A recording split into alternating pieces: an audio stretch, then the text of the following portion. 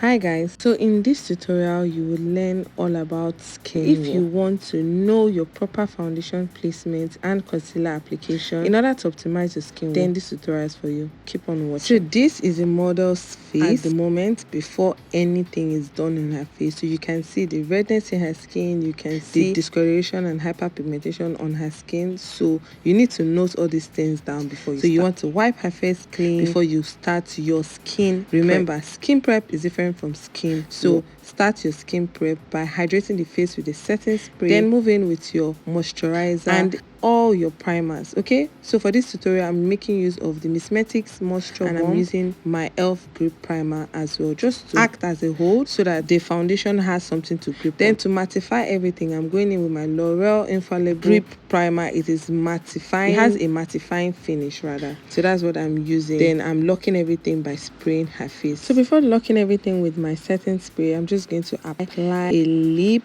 gloss, in this case a lip oil, just to moisturize her before I set her face and then go with my foundation. So for foundation, I'm just going to show you guys how to select. So we select foundation based off of undertones. So my model here has a caramel skin tone, so I'm just doing like different swatches of foundation just so I can pick the best two shades that capture her first, her skin tone, and then her undertone. So I'm going to make use of the first and the second one in this second set of swatches that I do. So the light one is what I'm applying then now. The darker one is what I'll apply at the end. You can mix both together, either way works, but I just wanted to do this so you guys can see the difference. So I'm just going to keep blending both foundations till I'm certain that I've gotten my result. You can go on and on and on and keep blending and mixing on her face to make sure that you get the client's perfect shade. Okay, this is another way to select. So first note the undertone, then match it based off of the undertone and her actual foundation shade, right? That is how you can also say, that's one of the ways you can select your perfect shade client. Remember to blend until it looks like you have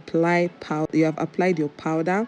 That means you keep blending till it disappears into the skin. Don't forget to go into the hairline to blend the perimeters of the face so that it doesn't look like she's applying a mask or she's wearing a mask. So you must understand that this is not the only way to select your foundation, but this is one of the ways that will work. So now for concealer application, you want to choose a shade that is 2 shades lighter. That is what you use. So first you place under the eyes at the beginning of the eyes, right, like I'm doing right now, in between her forehead, the bridge of her nose and the chin. It is important to know where to place this product so that it can aid your results and then your application. One, it also helps to reduce the amount of product you use and then keep it right at the spot where you want it to be. Just imagine the forehead blended right now. You can see how that place automatically highlighted. Okay, so you don't want to spread out the products in different areas and then start looking for ways to correct it. So you want to place it properly and then blend accordingly. So you blend downwards when it comes to under the eyes and you blend sideways. One of the ways to make your eyes look stretched and properly highlighted, or the face look stretched and properly highlighted, you know those things you see on Instagram where under the eyes is bright and then it's stretched almost to the side of the eye? That is what you do with your concealer. You start now when concealing. So when you're blending downwards, you also blend sideways. Blending sideways is how you achieve that face pool that you always love on Instagram. Now I would go further to brighten under the eyes with just a shade that is way lighter, just because I want the under eyes to be very bright and awake. Please give this video a thumbs up if you have been receiving value so far from this tutorial. Okay, so while I'm waiting to set the other eyes, I'm just going to blend one more time before setting. So I'm making use of my Mirac setting powder, and then I'm just going to first apply the first layer, pushing it inside, pulling it sideways. So the same thing you did when concealing, you apply your setting powder downwards and sideways, always downwards and sideways. Downwards so that you can get the side of the nose, and sideways so that you can pull the face like you can see right now. Okay, then go ahead to set every other place we highlighted with the concealer. That is the forehead, the bridge of the nose, and your chin.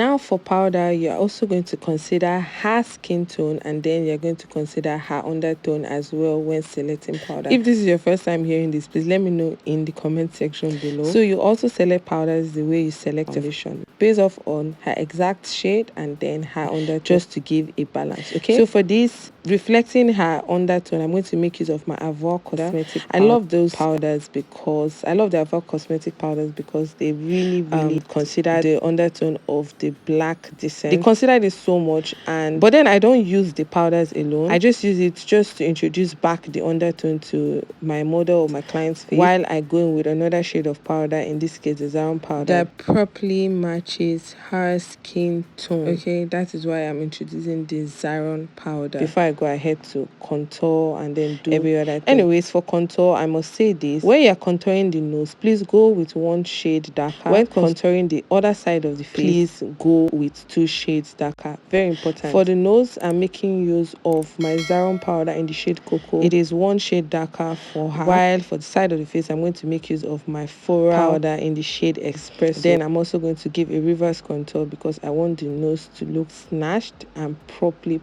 contoured. Okay, the contour will come in the other part of the video. That means the one for the side of the face, but for now I'm just going to show you guys what everything looks like. Okay,